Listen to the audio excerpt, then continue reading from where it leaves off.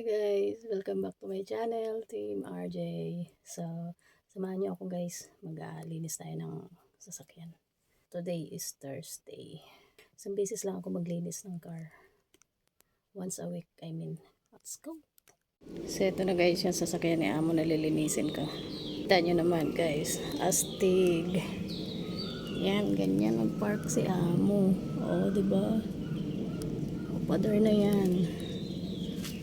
Oh. Ayan o. Dikit na dikit. O, diba?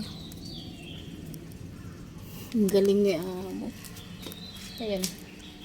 So, once a week lang ako maglinis nito, guys. Kaya, linisin natin ngayon. Nag-iwan siya ng notes na aalis siya ng 11:15. So, kailangan matapos ko na to ng medyo maaga-aga. Pero alas 9 pa lang din naman. Kaya lang kaya pa yan. So, dito ako kukuha ng tubig. Ito. 1, 2, 3, 4. Ito. 4. Pang-apat sa amin to eh. Yan.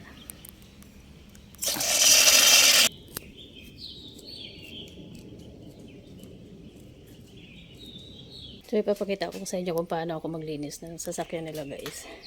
Napaka-simple lang talaga ang paglilinis na ginagawa ko. Kasi yun din ang utos nila. Ganito lang, tubig at saka ito. Meron akong upuan dyan kasi hindi ko abot. Mataas kasi itong sasakyan ni Amo eh. Ang ginagawa ko, naglalagay ako ng tubig sa ganyan. Tapos, yan, pupunasan ko ng ganyan. Kasi mataas siya. Yan, ganyan lang guys. Tsaka wala nang sabon-sabon yan. O kung ano pa man na nilalagay. Ayaw ni Amo ng ganun. Basta tubig lang talaga siya. Plain water lang talaga siya. Saka ba, pupunasan ng yung tagal na mabilis mag-absorb ng tubig. Basta mamaya. Meron ako dyan eh. Yan. Okay na. Okay. Yan. Tapos, ito. Ito. Yan. Yung tawel na ito. Tan ko lang siya ng ganyan. Ganun lang ang paglilinis ng sasakyan guys. Ibang iba doon sa amo ko dati kung paano maglinis ng sasakyan. May pampaano pa talaga sila. May pampakintab. Ito wala na. Tubig lang talaga. Tapos pupunasan mo lang para matuyo. After nyan mamaya para ka na rin naglagay ng mga pampakintab. Okay, easy lang. Yan, okay, mamaya ulit guys.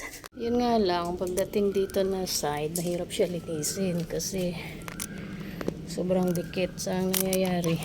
Aray, hindi ko na kasi maabot, dikit na yung kamay ko. Oh. Hindi ko na mapasok dun. Pinasok ko pa, masakit na. Yan, kaya kung ano lang yung kaya ko, maabot ng kamay ko, yun na lang yung pinupunasan ko. So, ganun lang. Pagdating sa paghuhugas naman sa gulong guys, ganun din. May isang towel ka lang, tapos ano mo dyan sa tubig. Tapos ipupunas mo lang ng ganyan. Ganyan lang. O, diba? So easy. After nyan, siyempre may isang towel pa ako dito na tuyo. Yun ang gagamitin ko. Patuyo. Yan, hindi na kailangan linisin yung yung mismong niya, tire niya. Ito lang, yung lang madumi na side. Hindi sila ganun ka silan pagdating sa nila, sa sasakyan nila. Yan. Ano lang. So, nabasa ko na yun ng tubig paikot. Yan. So, bali, ito naman gagamitin ko yung tuyong towel. Ganun lang, o diba? Napakadali. Hanggang sa matapos, o yun, hanggang doon. O, ayan na. So guys, tapos na. O, ayan.